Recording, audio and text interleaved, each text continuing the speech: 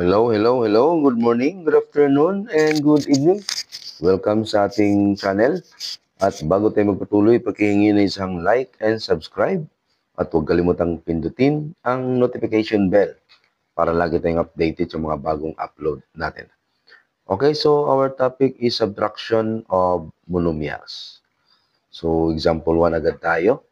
So, number 1, 5x squared minus 3x squared.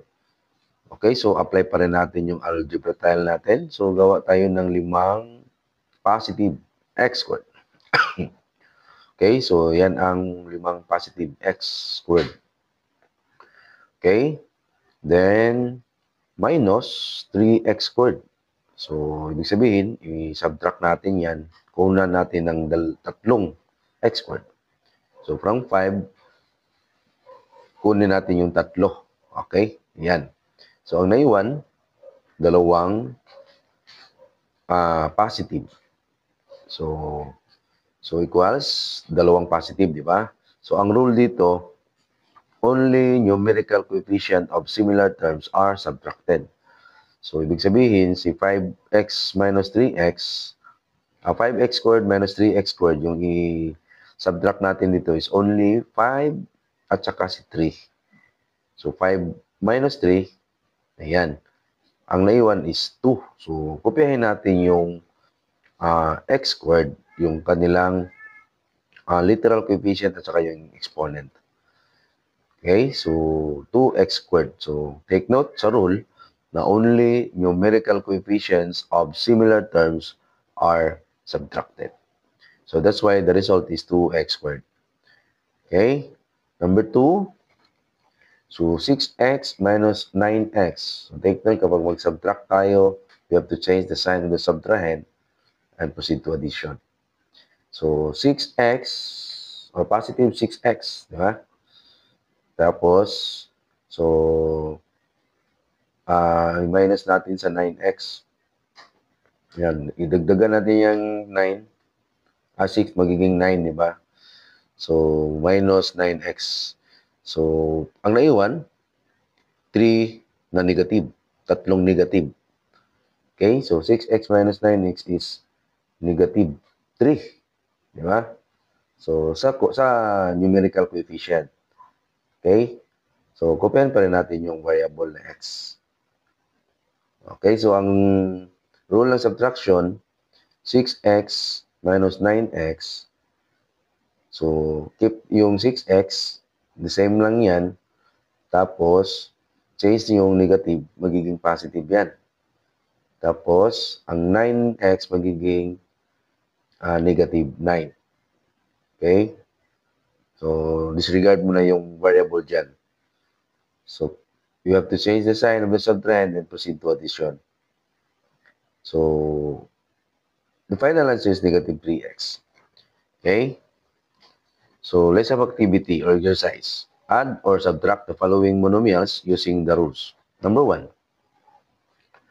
5x plus 3x. So, that is, of course, add natin yung 5 at 3, magiging 8. Then, kopyahin natin yung variable x, which is 8x lahat. Number 2, 6x squared minus 2x squared. Okay? So, 6 minus 2, pwede natin i-diretso yan.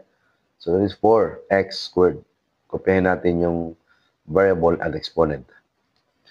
Next, number 3, 6m minus 3m. So, 6 kwa anong 3 is 3m. Number 4, negative 4x squared plus 10x squared. So, this is positive 6. We have to copy the sign of the bigger number and then subtract. So, 10 minus 4 is 6. Then, kopyahin natin yung variable x at saka yung kanyang exponent na squared. So, 6x squared. Number 5, 8y squared minus 11y squared. So, this is equal to negative 3y squared.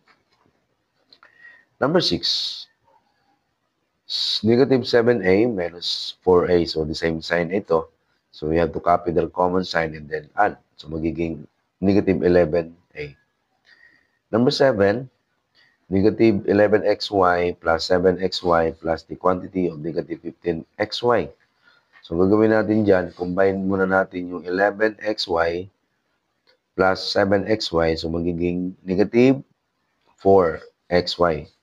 Then, add natin kay negative 15xy. So, magiging negative 19xy. Or pwede rin, negative 11xy plus negative 11xy. So, that is 26. Then, negative 26xy. Then, plus 7xy. So, magiging negative 19xy. Number 8. So, 9m squared minus 4m plus 2m squared plus 8m plus 2. So, gagawin natin dyan, combine muna natin yung the same term or like terms or similar term. Si 9m squared at saka si 2m squared. Kasi pareho yan sila, may exponent. Okay, so magiging 11m squared. At i-combine din natin si negative 4m at saka si positive 8m. Magiging positive positive 4m. Then, kopyahin natin si 2. So, yan po yung final answer. 11m squared plus 4m plus 2. Okay, so sa next activity, yan po yung assignment nyo.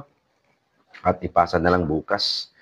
Okay, so hanggang dito na lang yung topic natin. At maraming salamat sa panonood at pakikinig. At again, sa hindi pa nakasubscribe, paki-subscribe na lang at huwag kalimutang pindutin ang notification bell para lagi tayong updated sa mga bagong upload natin. At paki-follow na rin sa ating Facebook page, Sir Ariel Math Review. Maraming salamat and God bless.